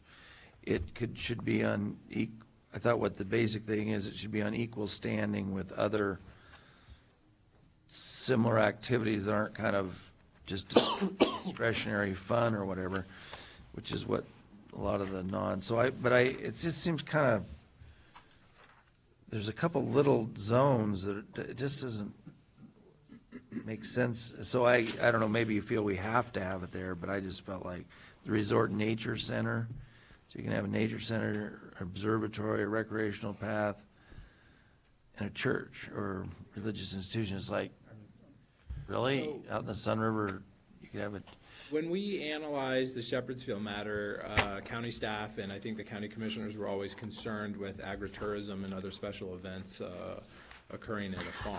LUBA's decision actually, that we were concerned that the special events and agritourism events, those kinds of things, would be considered a secular public assembly. In LUBA's decision, they actually noted in response to Shepherdsfield's attorney's arguments that there were numerous other classes of uses allowed in the wildlife area overlay zone that they also considered secular public assembly. And so based on LUBA's more, I would say, expansive understanding of what is a secular public assembly, it was that more expansive understanding that we used for the code audit.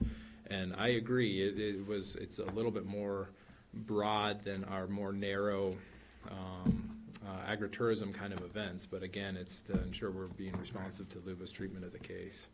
Well, I guess, I mean, I'm not trying to, like I said, propagate churches, and I'm sensitive to the fact we don't want to really decrease wildlife, and went to a deer panel where it was we talked about some of these issues, but when we changed it on our packet 108, which is the wildlife area combining zone, we took it from a not permitted use to a permitted use. Well, it was because the religious institution and assembly if you have a public or private school as a right there, or a bed and breakfast inn, why wouldn't why wouldn't a religious institution also be? Because those are, but we don't, allow playgrounds, we don't allow dog kennels, golf courses. I mean, there's things that are, there's a difference, I guess, between kind of primary needs stuff, primary people stuff, and so I guess I just kind of take that same view of like on a resort or marina, it's like, it doesn't make sense, we're gonna encourage, and maybe somebody would challenge us, but I doubt if we'd ever get, I guess they might win if they challenge us at LUPA, saying we've, not met the tests of our LUPA, but I don't know, I just bring it up. Yeah, I think, Mr. Chairman, you bring up a good point. I mean, pragmatically, the likelihood of a church going in, I'm going back to the Sun River urban unincorporated. Sun River is an urban unincorporated area. It's a urban unincorporated community, technically under state law, and we have a zone that addresses the various. The unincorporated community has several zones. One of the, or several of them are in, areas one would not anticipate a church, the resort marina, the resort golf course, the nature center. When we went through, again, it was just recognized that there's some secular uses that, for example, the likelihood of having a church in a resort marina is very low, but there's a park, there's a playground, there, one could have assemblies there. There's a restaurant, there's some commercial uses. So we, outside of the pragmatic aspect, just felt like, well, there are some comparable secular opportunities, and it made sense just to add that religious institution and assemblies. And the same is, true at the nature center. Well, I get what you're saying, yeah. that there are comparable secular activities, but there are different set of comparable secular activities than what we were talking about in the EFU and the, which were schools, that were more like primary needs. They wouldn't even have a resort zone or marina zone except you have a marina there. So, I don't know, just. Commissioners, I think you stated it correctly. This is going, the Shepherdsville matter prompted us to do the code audit. The code audit identified a couple of other areas that, based on LUBA's expansive understanding of a secular public assembly, could be issues in the problem. We have not experienced any issues in these code, or in these particular zones. If the board doesn't want to add churches in those provisions now, I think you stated it appropriately. We might face our LUPA equal terms provision at some point in time in the future, although I think Peter's correct, it's unlikely. Just because it's unlikely a church will ever be listed there. It might be helpful, so I've got the LUPA decision open, and I'll read off the list of things that are allowed in the wildlife area combining zone, all of which they concluded were secular or could have a secular public assembly occur. Agritourism and other commercial events and activities subject to Deschutes County Code, that's what we were always concerned with. Commercial activities that are in conjunction with the farm use, a living history museum, extended outdoor mass gatherings, destination resorts, and guest ranches. So they certainly, and there are some other past LUBA case law that is reading secular public assemblies, interpreting that term very broadly to include, for example, parks. Okay. I don't know what, so comments, Commissioner Dare or Commissioner DeBone? I always read it as kind of the audit where, some analysis about this. These are the possibilities in reference to our LUPA. So when it gets down to it, though, if we remove it from, 3 or 4 little areas there, it is in the context of our LUPA. And, yeah, so I don't have a lot of direction on either way, because if it wasn't there, I don't feel like we'd be way out on a plank on that, having to worry about something. It could still hang together.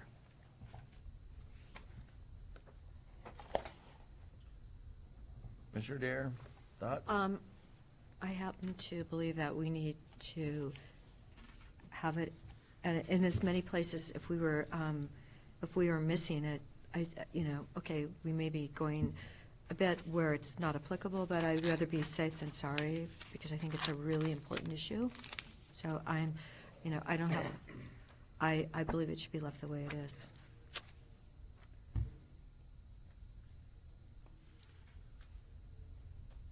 Yes, I wouldn't propose to change it, just so, Okay. yeah. I just bring it up because I Yeah, just no, good noticed point. it and thought about it. It is a broader proposed amendment. It deals with, I mean, it was, the Shepherdsfield matter prompted the code audit prompted this text amendment. We did identify several other issues that we believe that should be addressed as well. And notably, no testimony either for or against those other changes have been heard today. The community's been silent on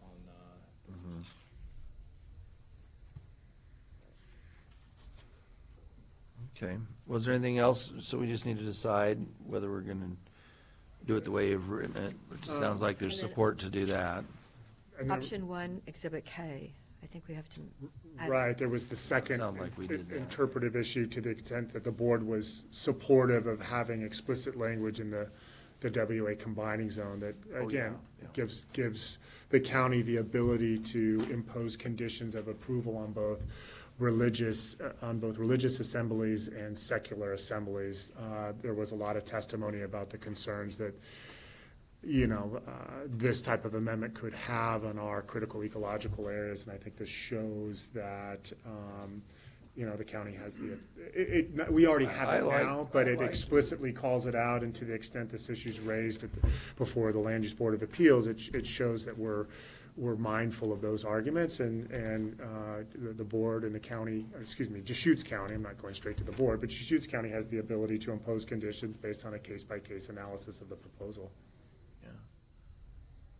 I liked being able to use it in the one decision we did, and it may cause that to be the nexus of disagreement in the future, but it at least gives us the flexibility and did allow us to reduce the number, to something where we thought it has less impact. So, yeah, and I would, to parrot Peter's comments, it's really confirming what I believe is the board's existing authority. But I think sometimes adding additional language in the code, clarifying that authority, removes any ambiguity from would-be applicants. Oh, that's on page State law contemplates, of course, that we can, even for churches, that we can adopt conditions of approval to deal with infrastructure concerns. This additional language would be something on par, but noting that, of course, we can adopt additional conditions of approval to ensure that we're minimizing wildlife habitat impacts in the WA combining zone. So this says for outdoor assemblies, if that's the context of it?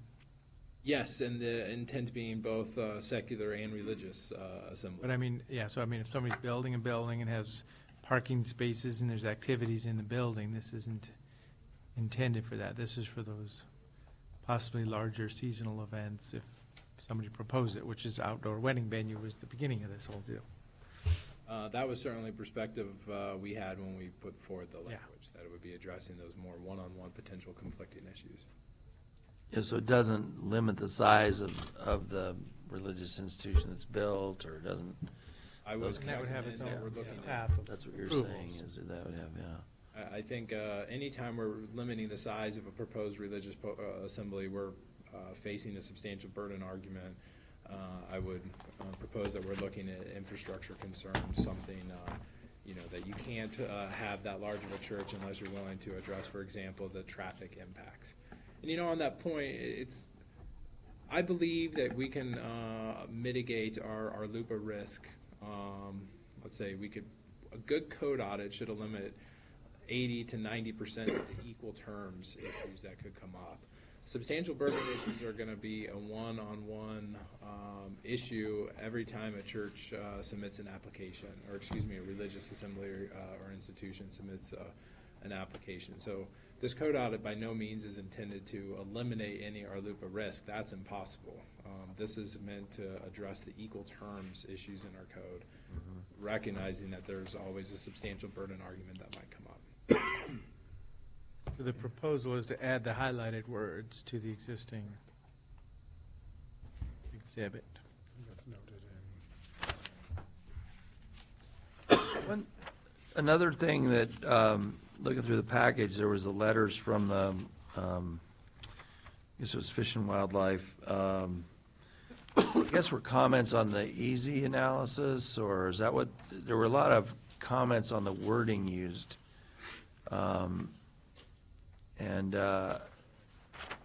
That's something we don't have to, are we gonna comment on the easy analysis? I mean, all the findings and stuff is a whole nother thing compared to what we decide, and I didn't know whether you wanted us to.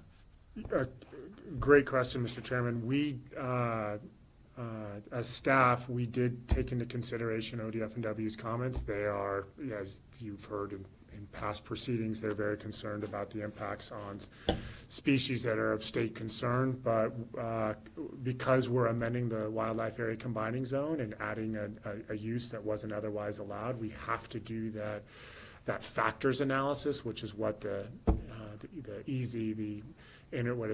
economic, social, environmental, and energy analysis. It's a factors analysis. So we went through that analysis and believe we've sufficiently argued why the economic and social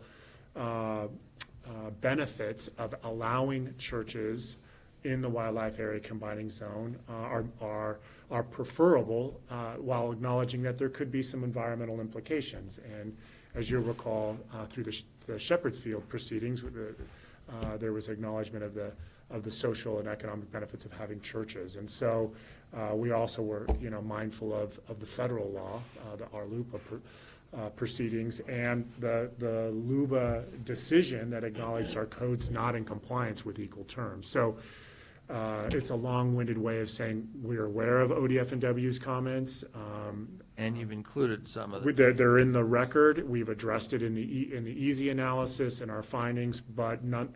And after considering that testimony, it is the findings that are currently before the Board of County Commissioners is that after considering all those factors, the economic and social aspects are compelling enough to change our code to be in compliance with First Amendment rights afforded under our LUPA. I went to this panel about, it was deer habitats by the Fabric Forest. It was interesting because we brought up the issues of, there's been this supposed, really decline of deer. And so we brought up, the people in the audience brought up the issue of cougars. They brought up the issue of snowfall. And then there's assumption in a lot of this, there's just people, and it's hard to, know, but it's going to be interesting to see what is causing that. I mean, I guess the Metolius area is almost completely devoid of. The cougar population has doubled. It's up to like 8,000 now. It was, yes. But it's hard, people that were experts on it wouldn't say that's the main reason, or they said this, I had thought the snowfall the last 3 years was a big factor because it's been so extreme, and they said, well, no, the population birth rate wasn't affected that much, but I don't know, it's just interesting because I hope it's not just that there's the amount of people, because it doesn't seem like that's going to change. Are they reducing the number of deer tags, though, that the state? Yeah, well, they have over 20 or 30 years, they have a lot. Okay. But there's, the deer primarily are shooting bucks, so if there's a big population of does, you can still have a lot of deer, and so I don't know. But there is another factor was poaching. We had a huge buck on our property the other day. Yeah. He made it through hunting season. Yeah. I was very proud of him. Yeah. So, Yes, anyway. He's a big boy. Very proud of him. So do you need any further, do you want us to make a motion to amend it as discussed, or? That's what Peter and I were just discussing. And it's the board's, it's of course the board's option. You could direct us to come back at a later date for first reading, or I believe the documents are in the record today if you want to proceed with it. We're kind of in a get it done mode today. And just for clarity, because as Adam and I were whispering, we included we gave you several alternatives for definitions. We included each of those definitions. For example, if you look at the memo, there's 4 Exhibit A's. So if it's acceptable by legal, if you did a first reading clarifying the option that you want for the definition, confirming that you're comfortable with the condition of approval for the wildlife area combining zone. What staff would do, since it's already in the record, of course, for second reading, we would, those exhibits would be exclusive or those amendments would be exclusive to those exhibits. Want to do a motion? Sure. So I'll move first reading of ordinance number 2019-018, including option number 1 for Exhibit A and Q1 in the ordinance, and including proposed words for Exhibit K in the ordinance. And I'll second that motion. Okay. That was by title only, right? By title only, It thank you. was. You could be here for a while if we didn't do that. So I'm supportive of that too. So Commissioner DeBonne, Yes. Commissioner Adair, Yes. and the chair votes yes. So now I do the first reading, correct? By title only. So I'll do a first reading by title only and then seek adoption of the ordinance. Well, it'll come back Those in would 2 be- weeks. Oh, that's right. Emergency this time. Not an emergency. Okay, so first reading of this ordinance, but in title only. An ordinance amending Deschutes County Code Title 18, Deschutes County Zoning, Title 19, Bend Urban Area Zoning Ordinance, and Title 23, Deschutes County Comprehensive Plan to ensure equal treatment of religious institutions per the Religious Land Use and Institutionalized Persons Act, or LUPA of 2000. That it? Yep. All right, good. And, Thanks. As we conclude, while I think Adam and I are going to be out on the 30th, December 3rd, we could bring it, presumably we could bring it back on the 30th, or that gets it done in this calendar year. I know Do the it next 30th, I week. think, is aDay. I don't know if that's, would administration prefer we come back in January? Are we going to have a quorum on the 30th? No, right now we have, obviously no Wednesday meetings for Right. the two holidays. The two Mondays are on calendars, but we have nothing teed up for Okay. those meetings. Maybe we'll come I back in think January. 30th might go away. Okay, so we'll come back on I January was 8th. thinking, That'll be easier. Okay, we'll see you in the new year. Driving to the Rose Bowl now. Driving. I just got Euro prices for my airfare, so I'm Yeah. like, so apparently the 30th won't be in the So we'll be back on the 8th. And the 22nd would be too soon, correct, or 23rd? Okay, so we would be seeing it in January. So- Okay, good, thank you for time with this. Bye, thanks. Commissioners, Kyle Collins is back. He did make the proposed changes to permit condition number 18 on the outdoor mass gathering. Legal has reviewed it, and we're in agreement that it reads appropriately. It hopefully captures what the board wanted. I can read that to you. What was added was that, quote, "The applicant shall ensure that the appropriate firefighting apparatus and equipment for utilizing any available water sources on site, including the irrigation pond, can and will be provided should they be required. The effectiveness of any provided firefighting apparatus shall be confirmed by the Bend Fire Department." And I have Sounds good, Kyle. Good job. the document I can pass. If you're in agreeable, we'd need a motion approving that, and then the board could sign it.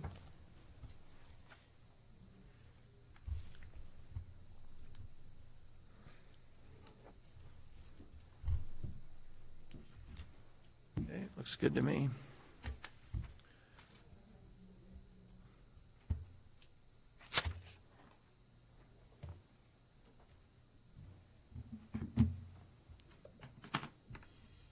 okay, it's fine. Okay, so do you want to make a motion approving this permit? Is that what we need? Yes, it's document 2019-047. Correct.